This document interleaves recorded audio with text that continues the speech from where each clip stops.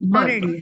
हो, एक पण मिनिट सगळ्यांना करूयात नमस्कार ताई. सगळ्यांना, जय श्री कृष्ण. आणि प्रथमच वाचते तर ज्ञानेश्वर माऊलींना पण नमस्कार करते, आपल्या सर्वांना नमस्कार आणि आपल्या सर्वांची क्षमा मागून मी सुरुवात करते. काही जर चूक झाली तर नक्कीच मानून गोड मानून घ्या. आता अथ ध्यानम.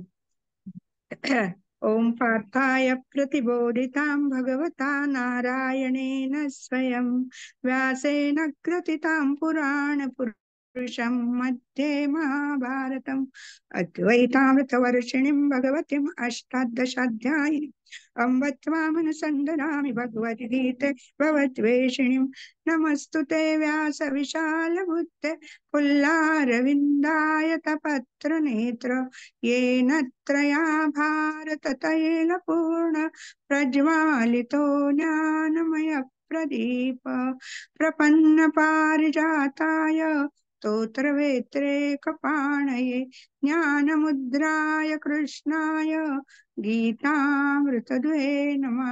सर्वोपनिषदो गावो दुग्धा गोपालनन्दना पार्थो वत्स सुधीर्भोक्ता दुग्धं गीतामृतं महत् वसुदेवसुतं देवं कौसचाणूरमर्दनं देवकी परमानन्दं कृष्णं वन्दे जगद्गुरुं कृष्णं वन्दे जगद्गुरुं।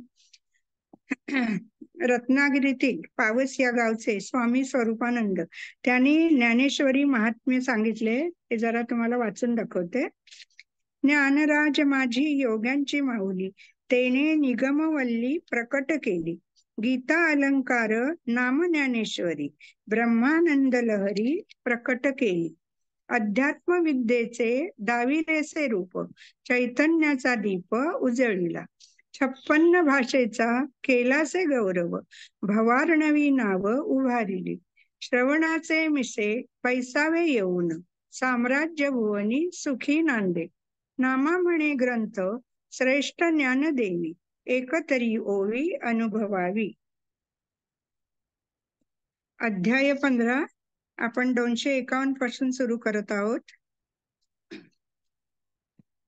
एरवी दोरीची आवरगा, डांगा मेळविता पैगा, तो शिणूची वाऊगा केला होय.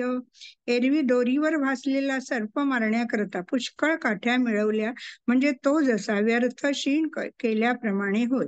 तारावया मृगजळाची गंगा, डोणी लागी धावता डांगा, माझी ओहळे उडीजे पैगा साच जेवी. मृगजळाच्या मोठ्या नदीतून तरुण जाण्याकरता नाव शोधण्याची धावाधाव करीत असता अरण्यातील खऱ्या ओहळात खरोखर एखादा बुडतो. देवी नाथिलिया संसारा, उपायी जाचतया वीरा, आपण पेलो पेवारा विकोपी जाय. त्याप्रमाणे वीरा अर्जुना या लटक्या संसाराच्या निवृत्तीचा मनुष्य उपाय करीत असता भ्रम पावतो आणि आपल्या खऱ्या ज्ञानाचा लोप झाल्यामुळे त्याच्या अंगात संसार सत्य असे जे वारे भरलेले असते ते अधिकच होते. म्हणून या स्वप्नाचे या घाया, ओखद चेवोची धनंजया, देवी अज्ञान मुळायया ज्ञानची खडग. धनंजया, स्वप्नात लागलेल्या तलवारीचे वारास ज्याप्रमाणे जागृती हेच औषध, त्याप्रमाणे ज्या संसाराची अज्ञानापासून उत्पत्ती आहे त्याचा छेद करण्यास ज्ञान खडगच पाहिजे. परी त्याची लीला परजवे, तसे वैराग्याचे नवे, अभंग बळ होवावे बुद्धीसी गा. परंतु तेच ज्ञान खडग लीलेने धारण करता येईल असे बुद्धीस वैराग्याचे बळकट साह्य लागते. उठिलेनी वैराग्य जेणे, हा त्रिवर्गू ऐसा सांडणे, जैसा वमनिया चुणे आताची गेले. ते वैराग्य इतके दृढ झाले पाहिजे की त्या योगाने त्रैलोक्यातील भोगांचा इतका वीट आला पाहिजे की ते भोग म्हणजे जसे कुत्रे नुकतेच ओकून गेले आहे. या ठायवरी पांडवा, पदार्थ जाती आघवा, विटवितो हो आवा वैराग्य लाटू.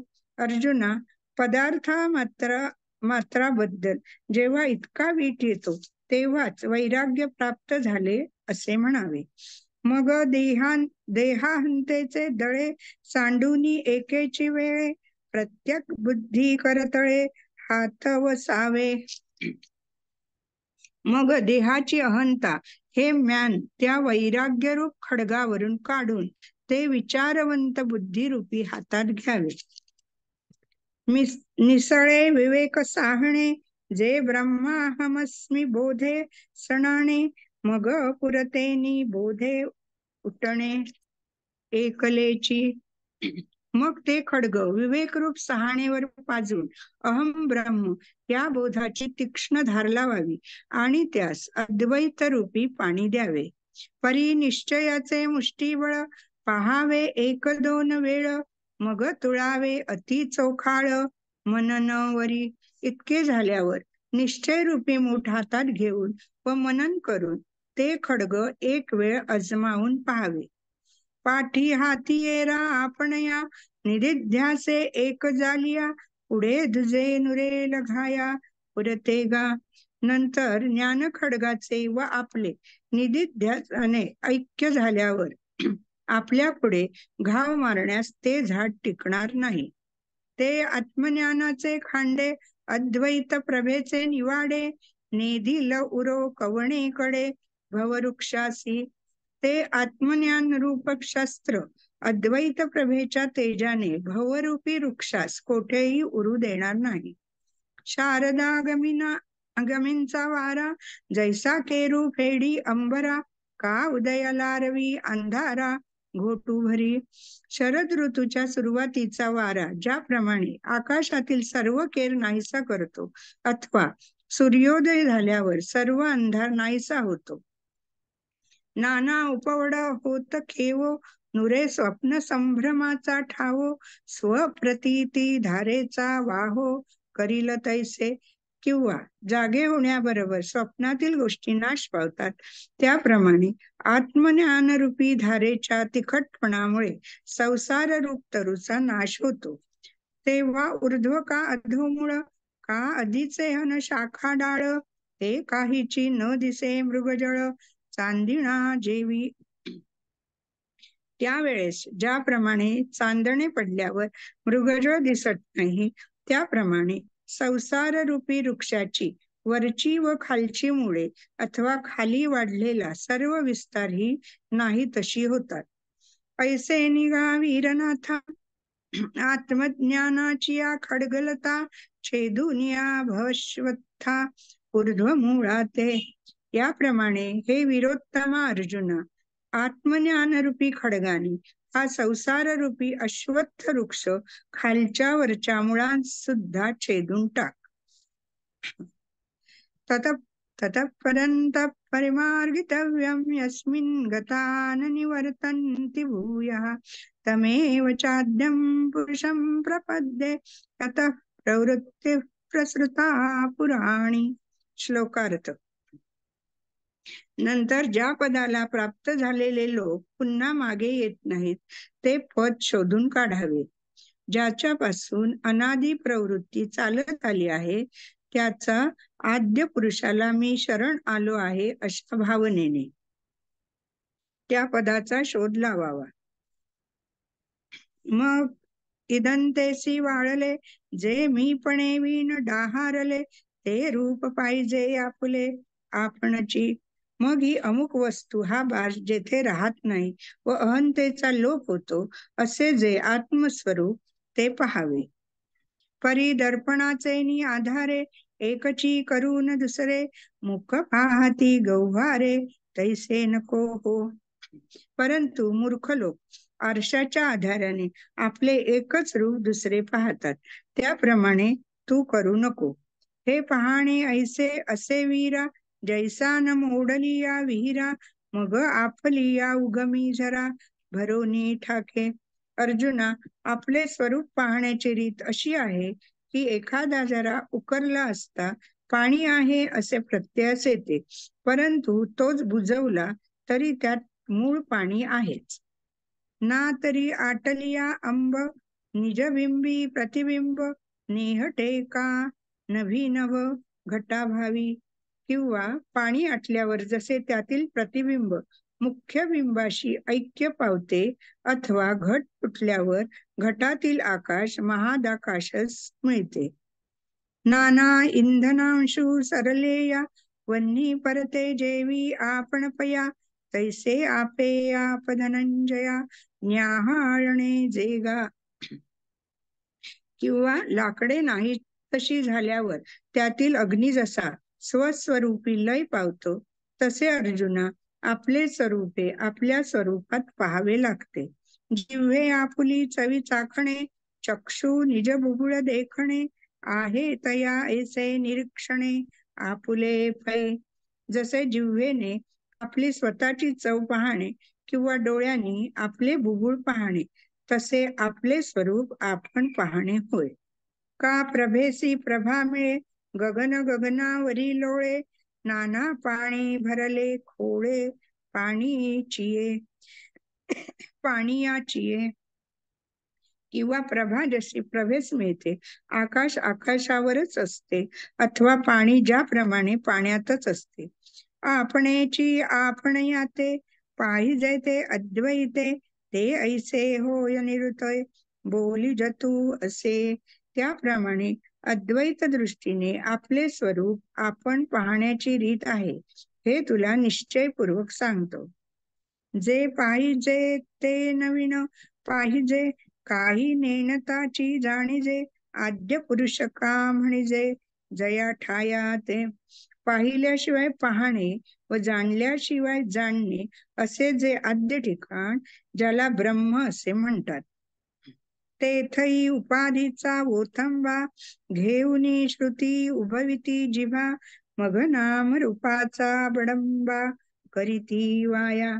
त्या ब्रह्मालाही उपाधीच्या योगाने अस्तित्व आणून त्याचे श्रुती वर्णन करतात, मग त्याला नावरूप आहे अशी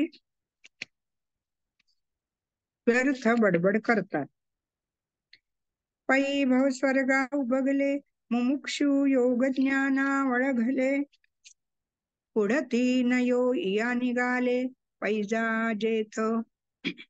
पण स्वर्ग व संसार यास कंटाळलेले मुमुक्षु लोक योग ज्ञानाचा आश्रय करतात आणि मग तेथून परत यावयाचे नाही अशा प्रतिज्ञेने जिकडे जाण्यास निघतात. संसाराचिया पाया पुढा, पळती वितराग होडा, ओलांडोनी ब्रह्मपदाचा कर्मकडा, घालिती मागा. मग संसाराच्या पुढे पाय ठेवून वैराग्याची पैज मारून धावतात आणि कर्ममार्गाच्या आचरणाने प्राप्त होणारा ब्रह्मलोक तोही ओलांडून पुढे जातात. अहंतादी भावा आपुलिया, झाडा देऊनी आघवेया, पत्र घेती ज्ञानी जया, मूळ घरासी. मग आपले अहंतादी सर्व भाव जिंकून ते ज्ञानी निज पदास जाण्याकरता अजिंक्य पत्र घेतात. पै जेथुनी येवडी, विश्व परंपरेची वेलाडी, वाढती आशा जैसी कोरडी, निदैवाची. हे पहा, त्या निजपदापासून ही विश्वाची परंपरा एवढी वाढली आहे, ती केवळ दैवहीनाच्या आशेप्रमाणे व्यर्थ म्हणजेच मिथ्या होय. जी एका वस्तूचे नेणणे, आणिले थोर जगात जाणणे, नाही ते नांदविले जेणे, मी तू जगी. आत्मस्वरूप न जाणल्यामुळे जो हा संसार भासतो, तो ज्या मुमुक्षुने अहंता सोडून नाहीसा केला. पार्था ते वस्तू पहिले, आपण पे पै आपुले, पाहिजे जैसे हिवले, हिव हिवे. पार्था, अशी जी वस्तू ती ज्याप्रमाणे थंडी थंडीस काकडविते, त्याचप्रमाणे आपली आपण पाहिली पाहिजे. आणि काही एकतया ओळखणसे धनंजया, तरी जया का भेटलिया, येण्याची नाही. हे धनंजया, ते निजपद म्हणजे आत्मस्वरूप ओळखण्याची आणखी खूण आहे की, ज्या स्वरूपाची भेट झाली असता त्या ठिकाणाहून पुन्हा परत येणे घडत नाही. परी तया भेटती ऐसे, जे ज्ञाने सर्वत्र सरसे, महाप्रळयांबुचे जैसे भरले. पण महाप्रलयकाली जसे सर्वत्र जलमय होते, तसे जे ज्ञानाने परिपूर्ण होऊन त्या स्वरूपास भेटतात, ते स्वरूप रूपात निमग्न असतात. निर्माण मोहाजित संग दोषा अध्यात्म नित्या विनिरुक्त कामा द्वैन्वर्विमुक्ता सुख दुःख संज्ञैर कच्छन्त्य मूढा पदमव्ययंतात. श्लोकार्थ. ज्यांचा अभिमान आणि मोह गेला आहे, ज्यांनी विषयासक्ती रूप दोष जिंकले आहेत, जे ज्ञानाला नित्य पावतात, ज्यांच्या सर्व वासना नाहीशा झाल्या आहेत आणि जे सुख दुःख रूप द्वंद्वापासून मुक्त झाले आहेत, असे ज्ञाते जन ते त्या शाश्वत पदाला जाऊन मिळतात. जया पुरुषांचे कामन सांडोनी गेले मोहमान वर्षांती जैसे घन आकाशाते. वर्षा ऋतूच्या अखेरीस ज्याप्रमाणे मेघ आकाशात सोडून जातात, त्याप्रमाणे ज्या पुरुषाचे मनाला मोह व अभिमान सोडून जातात. निकवड्या निष्ठुरा उबगिजे जेवी सोयरा तैसे नागवती विकारा वेटाळूजे. निर्धन व निष्ठुर अशा मनुष्यास ज्याप्रमाणे त्याचे आप्त सोडतात, त्याप्रमाणे जे विकारांचे सपाट्यात सापडत नाहीत. कळली केळी उन्मुळे तैसी आत्मलाभे प्रबळे जयाची क्रिया ढाळे ढाळे गळती आहे. केळीला केळी आल्यावर ती जशी उन्मळून पडते, तशा आत्मस्वरूप लाभाच्या प्रबलतेने ज्यांच्या क्रिया क्रमाक्रमाने बंद पडतात. आगी लागलिया रुखी देखोनी सैरा पळती पक्षी तैसे सांडिले अशेकी विकल्पिजे. वृक्षाला आग लागल्यावर त्यावर बसणारे पक्षी ज्याप्रमाणे तो सोडून जातात, त्याप्रमाणे ज्यांना सर्व पापे सोडून जातात. आईके सकळ दोष तृणी अंकुरी जती जिये मेदिनी तिये भेदबुद्धीची कहाणी नाही जयाते. ज्या भेदबुद्धी रूप पृथ्वीवर सर्व दोष रूप तृणाचे अंकुर फुटतात, त्या भेदबुद्धीची ज्यांना ओळखही राहत नाही. सूर्योदया सरिसी रात्री पळोनी जाय आपैसी गेली देह अहंता तैसी अविद्ये सवे. सूर्योदय होण्याबरोबर रात्र जशी आपोआप नाहीशी होते, तसा आत्मस्वरूपाचा लाभ झाल्यावर ज्यांचा देहविषयक अभिमान अज्ञानासह नाहीसा होतो.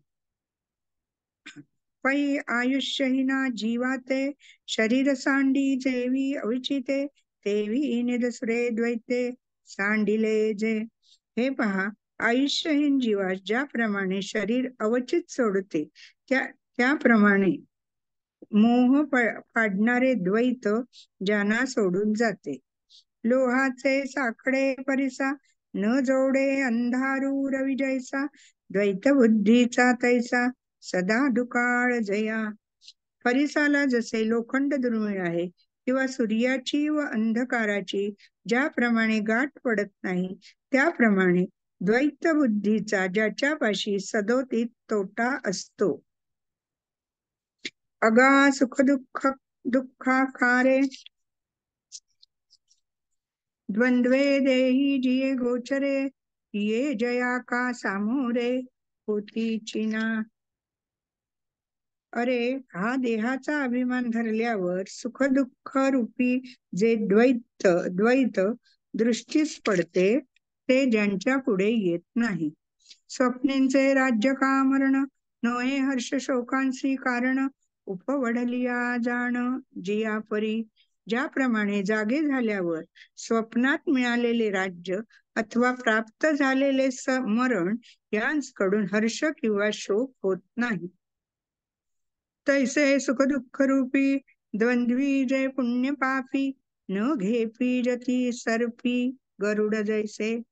ज्याप्रमाणे गरुडापुढे सर्प येत नाही, त्याचप्रमाणे सुख दुःख रूपी पुण्य व पाप उत्पन्न करणारे जे द्वैत, ते ज्यांना जिंकित नाही. आणि अनात्मवर्ग नीर सांडुनी आत्मरसाचे क्षीर चरताती जे सविचार राजहंस. आणि असद्वस्तुरूपी पाणी टाकून जे विचारी राजहंस सद्वस्तुरूप दुधाचे सेवन करतात. जैसा वर्षोनी भूतळी आपुला रसू औषुमाळी मागवता आणि रश्मी जाळी बिंबासीची. ज्याप्रमाणे सूर्य पृथ्वीवर पाऊस पाडून तेच पाणी आपल्या किरणांद्वारा आपल्या ठिकाणी शोषून घेतो, तैसे आत्मभ्रांतीसाठी वस्तू विखरली बारा वाटी ते एकवटिती ज्ञानदृष्टी अखंड जे. त्याप्रमाणे आत्मस्वरूपाची भ्रांती पडल्यामुळे जे ब्रह्म चहूकडे फाकले असते ते ज्ञानदृष्टी प्राप्त झाल्यावर आपल्या स्वरूपात नेहमी ऐक्य पावते. किंबहुना आत्मयाचा निर्धारी विवेकू जयांचा बुडाला ओघू गंगेचा सिंधू माझी जैसा. इतकेच नव्हे तर ज्याप्रमाणे गंगेचा ओघ समुद्रास मिळाल्यावर माघारा येत नाही, त्याप्रमाणे आत्मस्वरूपाविषयी त्यांचे विचार ढळत नाहीत. शिवाय सर्वत्र आत्मस्वरूप झाल्यावर ज्ञान्याला कसलीच इच्छा नसते. पै अवघेची आपुलेपणे नुरेची जया अभिलाषणे जैसे तुनी पररा जाणे आकाशा नाही.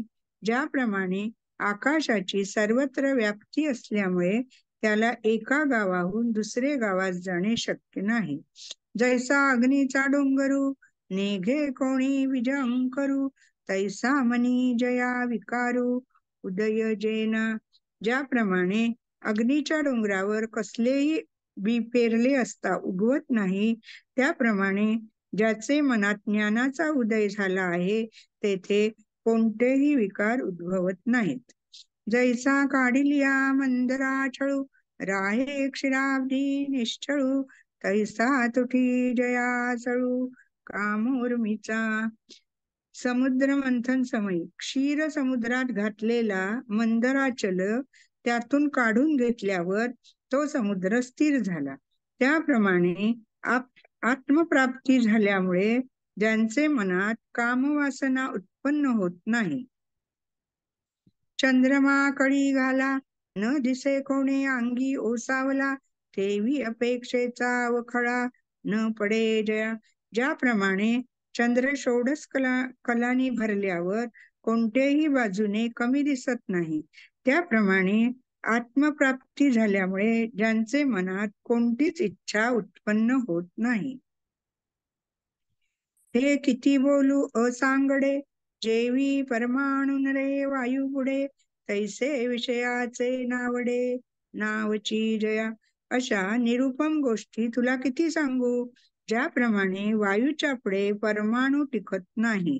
एवं जे जे कोणी ऐसे केले ज्ञानाग्नी हुताशे ते तेथ मिळती जैसे हेमी हेम. अशा प्रकारे भूतभक्षण करणारा जो ज्ञानाग्नी त्यात ज्यांनी सर्व विषय जाळून टाकले आहेत ते पुरुष सुवर्णात सुवर्ण मिळाल्याप्रमाणे स्वरूपाशी ऐक्य पावतात. तेथ म्हणजे कवणे ठाई ऐसेही पुससी काही तरी ते पदगा नाही वेचू जया. ते ठिकाण कोठे आहे असे जर तू विचारशील तर जे कधी नाश पावत नाही ते ठिकाण. अदृश्यपणे देखीजे का नेयत्वे जाणीजे अमुके ऐसे म्हणजे ते जे नव्हे. जे पाहू गेले असता दिसावे, जाणू गेले असता समजावे किंवा अमुक वस्तूप्रमाणे आहे असे म्हणता यावे, याहून वेगळे आहे. ताई म्हणजे 307 ओव्या झाल्या. हो, थांबूयात ताई.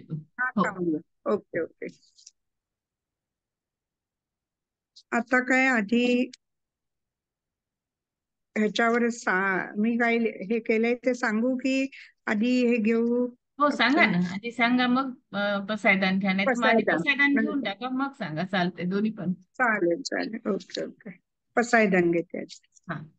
आता विश्वात्मके देवे येणे वाग्यज्ञे तोषावे, तोषोनी मज द्यावे, पसाय दानहे. जे खळांची व्यंकटी सांडो, तया सत्कर्मी रती वाढो. भूता परस्परे पडो, मैत्र जीवांचे दुरितांचे तिमिर जावो.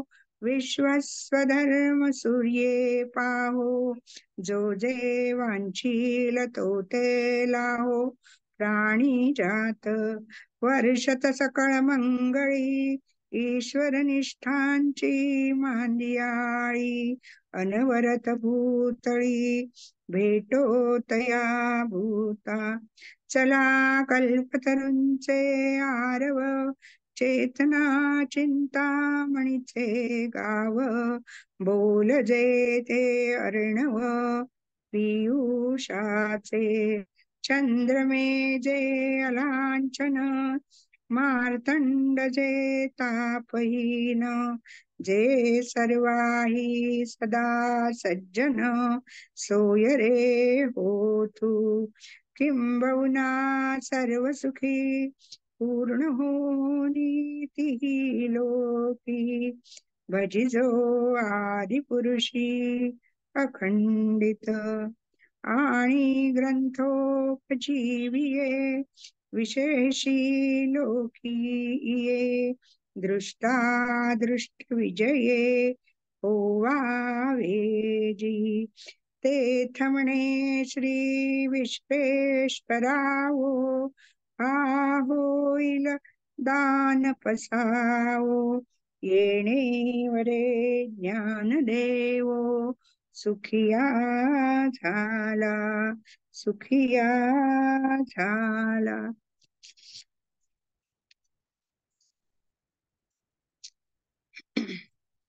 ताई, मला काही म्हणजे अशी बोलण्याची वगैरे सवय नाही. मी थोडस आपलं लिहून काढलंय, तुम्ही सांगितलेत म्हणून. तर ते मी हरकत नाही तुम्हाला ताई. सर्वांना वाचून दाखवते. हो, मी पण लिहूनच काढत असते ताई, मलाही जमत हा, नाही. हो हो. तेच. जय जय ज्ञानदेव माऊली. आता आपला गीतेचा 15वा अध्याय आपण हा वाचत आहोत. सुचिताताईंनी आतापर्यंतच्या ओव्यांच्या वर विवेचन केलेलं आहे. हा, अश्वत्थ वृक्ष हा खराच नाही आहे, म्हणजे खरा नाहीये तो. म्हणजे आधी भगवंतानी सांगितले अश्वत्थ वृक्ष आहे, त्याची मुळं वर आहेत, फांद्या खाली आहेत वगैरे. पण आता ते म्हणतात म्हणजे हा अश्वत्थ वृक्ष नाहीच आहे, कारण त्याची मुळे ही संसार रूपी वृक्षाशी बांधलेली आहेत, आणि फांद्या ह्या उंच उंच म्हणजे ब्रह्मापर्यंत पोहोचलेल्या आहेत. हा, तेव्हा भगवान सांगतात हा संसार रूपी वृक्ष उपटून टाकता येतो. म्हणजे हा आता नाहीच आहे, तरी पण तो उपटून टाकता येते. तर ह्या झाडाची मुळे व शाखा याबाबत जे सांगितले आहे ते, वांझेच्या घरात खूप मुले लेकरे, मृगजळ पाण्याने शेती करणे, म्हणजे अशी उदाहरणे माऊलीनी त्याच्यासाठी दिली आहेत. म्हणजे तो वृक्षच नाहीये म्हणून. म्हणजे ही सर्व मायाच आहे. या वृक्षाचा अंत ज्ञानाने म्हणजे आत्मज्ञानानेच होईल. अज्ञान नाहीसे करायला हवे यासाठी. हा संसार रूपी वृक्ष अश्वत्थ अनादी आहे, कारण याला आदी अंत मध्य नाही. मृगजळाची नदी कधी समुद्राला जाऊन मिळणार आहे का? ज्याला आदी अंत नाही तो उपटून टाकण्याचा मग खटाटोप कशासाठी करायचा? अश्व आता अश्व आत्मस्वरूपाच्या अज्ञानामुळे हा वृक्ष आपल्याला खूप खूप मोठा आहे असे वाटते. म्हणजे आपल्याकडे आत्मज्ञान नाही म्हणून भगवंतानी आत्मज्ञान रूपी खडगाने तो तोडून टाक असं अर्जुनाला सांगितलंय. मनुष्य या संसारापासून सुटण्यासाठी प्रयत्न करतो, पण तो त्यात अधिक गुंतून जातो. आपणच पहा, आपली मुले बाळे, आपली इस्टेट याचाच आपण विचारच करत असतो. आपल्याला सर्व सुखे पाहिजेत असाच आपला सारखा म्हणजे सतत विचार असतो. भगवंत म्हणतात, अर्जुना, ज्ञान खड्ग धारण करायचे असेल तर बुद्धीला वैराग्याचे सहाय्य लागते. ते वैराग्य दृढ पाहिजे. म्हणजे आपण कोणतीही इच्छा वासना ठेवता कामा नये. आपल्याला अभिमान नसावा. आत्मज्ञान रूपी खड्गाला विवेक रूप सहाणेवर अहम ब्रह्म या बोधाची धार काढावी असं सांगितलेलं आहे. म्हणजे हा संसार रूपी अश्वत्थ वृक्ष मुळासकट नष्ट होईल. म्हणजे आपले सगळे विकार सगळे नष्ट होतील.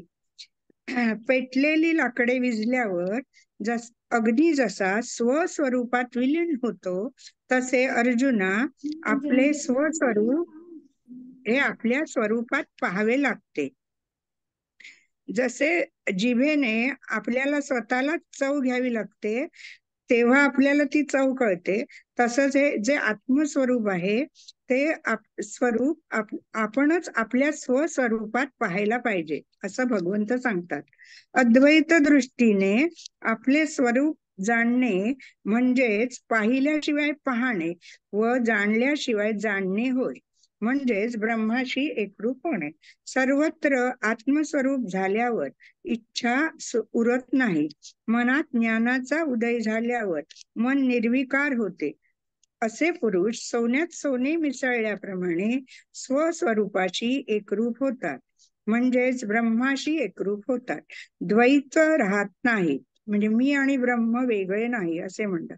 आकाशात गेलेल्या अग्नीच्या ज्वाळा जशा खाली परत येत नाहीत, तसे शुद्ध ज्ञान झाल्याने जे माझ्याशी म्हणजे भगवंताशी एकरूप होतात त्यांना पुनर्जन्म नसतो. काही मी एवढंच लिहिलंय, म्हणजे एवढंच मला काहीतरी आपलं थोडस हे कळलं. छान ताई, खूप सुंदर लिहिलं उलट. अजून कोणी सांगू शकेल? हा छान लिहिलं उलट ताई तुम्ही, मस्त. हा धन्यवाद ताई. याने अजून याने थोडस मी तुमच्यावरच नाही लिहिलं. हा हा नाही नाही, या निमित्तानेच काही ना काहीतरी वाचलं जातं. हो, वाचलं जातं. मी यातलंच हे करून म्हणजे ज्ञानेश्वरीतलंच वाचूनच लिहिलं. म्हणजे हो आणखीन हो. दुसऱ्या कुठलं पुस्तक वगैरे एवढं काही नाही घेतलेलं, कारण तेवढा नाही नाही, अभ्यास हरकत नाही ना. आपण जे नाहीये. वाचलं तेच फक्त समजून हो, घ्यायचंय वाचतोय. सुरुवातीला. हो हो हो हो हो. हो. हा जन्म हा वाचण्यासाठीच घ्यायचा असं मला वाटतं. हो. पुढचा जन्म असेल तर भगवंताने आपल्याला त्याचं सगळं ज्ञान द्यावं. बरोबर आहे ताई, खरंच आहे. हा, बरोबर. अजून कोणी बोलू शकतं का? 2 मिनिटं आहेत बहुतेक. हा 15वा अध्याय आहे ना, तो वाटतो सोपा, पण तोच खूप कठीण आहे असं आता मला वाटतं. नाही, मला तर पहिल्यापासून म्हणजे साधी कठीण वाटलं अगदी. हा एवढं सोपं नाही हा आहे. नाही म्हणजे पहिल्यापासून म्हणजे तेच ते हा अध्याय वाचल्यानंतर त्याचं जे विवेचन आपण वाचतोय ना, तेव्हा मला तो म्हणजे कठीण नाही तर वाटायचा 15वा अध्याय सर्वांचा पाठ होतो, पटकन हे बरोबर होतं, म्हणजे बरोबर. असं भगवंत असं. पण ते जे आता विवेचन जे आपण वाचतो ना, त्यामुळे म्हणजे असं वाटतं नाही हाच का सगळ्यात कठीण आहे. भगवंतानीच सांगितलेलं आहे ते. बरोबर आहे. कोणी हँड रेज नाही केला अजून? हा मी बघूयात आपण. मी लिहिलेलं बघूयात हा थोडस. चालेल तेच आहे, चालेल. तेच आहे पूर्ण. तुम्ही जे सांगितलं तेच पूर्ण मी हा लिहिलेलं आहे. असू दे ऐकूया ना. काल आपण आत्मज्ञानापासून बघितलं होतं की आत्मज्ञाना वाचून दुसरे कितीही उपाय जर केले आपण, तर ते सगळे व्यर्थ जाणार आहेत आणि आपण त्याच मायेमध्ये परत परत गुरफटून जाणार आहोत असं भगवंतानी सांगितलं होतं. मग त्याच्यासाठी काय उपाय करायचे आहेत हे भगवंत आता पुढे सांगायला लागले. की जसं की त्यांनी सांगितलं की वृक्ष कापून टाकण्यासाठी हाताने जे शस्त्र घेतले जातील ते पेलण्याची ताकद तुमच्यामध्ये हवी आहे.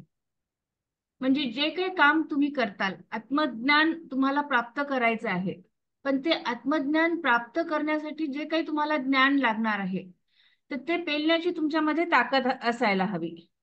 नाही तर मग काय होईल की आपली द्विधा अवस्था होईल, बुद्धीला ते पटणार नाही, किंवा मग आपण दुसऱ्या मार्गाने चालायला सुरुवात करू. तर ते न होता आपण जो काही नियम केलेला असेल किंवा आपण जे काही ध्येय आपण समोर ठेवलेलं असेल, तर ते पेलण्याची आपल्यामध्ये ताकद आपल्यामध्ये असायला हवी असं सांगितलेलं आहे. तर बुद्धीला वैराग्याचे क्षीण न होणारे बळ असायला हवे असं भगवंतानी सांगितलेलं की त्याच्यामधून आपल्याला क्षीण होता कामा नये किंवा आपण त्याच्यामधून दुसऱ्या मार्गाला जाण्याची शक्यता नसावी. आपण जे काही ठरवलं आहे ते ठाम असावं असं तिथे सुचवायचा प्रयत्न केलेला आहे. म्हणजेच काय केलेलं आहे की चित्ताला धर्म, अर्थ, काम या तिन्ही पुरुषार्थाचा त्याग करता यावा, तरच वैराग्याचे उत्तम बळ साधेल. यासाठी स्थूल सूक्ष्म कारण या तिन्ही देहाचे कवच काढून मी ब्रह्म आहे ह्या एका बोधाचा निश्चय दृढ झाला पाहिजे, की मीच सगळं आहे, मीच ब्रह्म आहे आणि मीच काय आहे, परब्रह्म सुद्धा मीच आहे, हे आपल्याला लक्षात यायला पाहिजे. नाही तर मग आपण काय करतो की आपलं विचलित मन होतं आणि विचलित मन झालं की आपण बाकीच्या दुसऱ्या गोष्टींकडे जायचा प्रयत्न करतो. तर हे जे वैराग्य कसं येणार आहे, तर हे वैराग्य आणण्यासाठी आपल्याला धर्म, अर्थ, काम याच्याकडे न वळता आपल्याला एक निश्चय करावा लागणार आहे, असं देवा यांनी सांगितलेलं आहे. त्याच्यानंतर इथं परत अजून सांगितलेलं आहे की एका बोधाचा निश्चय दृढ झाला पाहिजे. कुठलाही एका बोधाचा निश्चय आपण दृढ केला पाहिजे. त्यासाठी एकदा दोनदा आपल्याला आपलीच परीक्षा पाहावी लागेल. म्हणजे असं आहे की सतत त्याची आपण बरोबर मार्गाने चाललो आहोत की नाही हे आपल्याला तपासून पाहावं लागेल, की जे करत आहोत ते व्यवस्थित आहे किंवा नाही. सतत त्यावर आत्मचिंतन करावं लागेल. त्याच्यामधले जे काही दोष आहेत ते दोष दूर करण्याचा आपल्याला प्रयत्न करावा लागेल. पुष्कळ बाधक शंकांनी आपलं मन डळमळीत होईल. त्याच्यासाठी आपल्याला मनन करणं खूप गरजेचं आहे, असं भगवंतांनी सांगितलेलं आहे. की मन डळमळीत जर झालं तर आपण स्वतः डळमळीत होऊ, मग आपला जो निश्चय आहे त्यापर्यंत आपण पोहोचू नाही शकणार. तर मग हे सगळं करण्यासाठी आपल्याला काय करावं लागेल की आपलीच परीक्षा जी आहे आपल्याला प्रत्येक वेळेस घ्यावी लागेल, असं भगवंतांनी इथे सांगितलेलं आहे. यातून जो साधक तासून निघतो, म्हणजे हा जो प्रयत्न सतत चालू ठेवतो जो साधक, त्याला निधिध्यास असं म्हटलेले आहे. आता निधिध्यास म्हणजे काय, तर सतत त्याचा ध्यास लागणे, एखाद्या गोष्टीचा आपल्याला सतत ध्यास लागणे असं सांगितलेलं आहे. आणि अहम ब्रह्मासी या बोधाचा प्रवाह कधीही खंडित होणार नाही याची काळजी घ्यायची आहे. म्हणजे मीच ब्रह्म आहे हे आपल्याला सतत लक्षात ठेवायचं आहे आणि त्या प्रवासामध्ये कुठल्याही डळमळीत व्हायचं नाही. आता अद्वैत बुद्धीने जे सांगितलेले की अद्वैत बुद्धीने तीक्ष्ण झालेले ते आत्मज्ञानाचे शस्त्र संसार वृक्षाला कोठेच उरू देणार नाही. अद्वैत बुद्धी म्हणजे काय सांगितलेलं आहे, तर आत्मा आणि परमात्मा जे आहे हे दोन्ही एकच आहेत. जेव्हा आपण हे ठाम मनाशी करू की नाही, आपला आत्मा किंवा परमात्मा जो काय आहे, जे काही आहे ते सगळं एकच आहे, जेव्हा हे ठाम होईल त्याच वेळेस काय होईल की ब्रह्मज्ञानाने आत्मज्ञान प्राप्त होईल आणि आत्मज्ञान प्राप्त झाल्यावर आपण ह्या ज्या संसार वृक्षाला आहे पूर्ण समूळ नष्ट करू शकू, असं भगवंतानी इथं सांगितलेलं आहे. मग आता याच्यामध्ये काय सांगितलेलं आहे की ह्या आत्मज्ञानाने आपण पूर्ण संसार वृक्षाला तोडून टाकू शकतो. मग आता पुढचं याला कोण पोहोचू शकतं, ह्या पदाला कोण पोहोचू शकतं हे सांगितलेलं आहे. की आपण सर्वसामान्य जे आहेत हे जर मायेमध्ये जर गुरफटून गेलेले असतील तर ते त्या पदाला पोहोचू शकतात का, तर ते पोहोचू शकणार नाही. मग त्याच्यासाठी आपल्याला कोणते गुण आवश्यक आहेत हे सांगितलेले आहे. पहिलं म्हणजे सांगितलं की सत्कार असेल, सत्कारापासून दूर राहणारा व्यक्ती, उदो उदो आपला स्वतःचाच उदो उदो करून घेणारा जो व्यक्ती आहे त्याच्यापासून दूर दूर असणारा व्यक्ती, अविवेक ज्याच्याकडे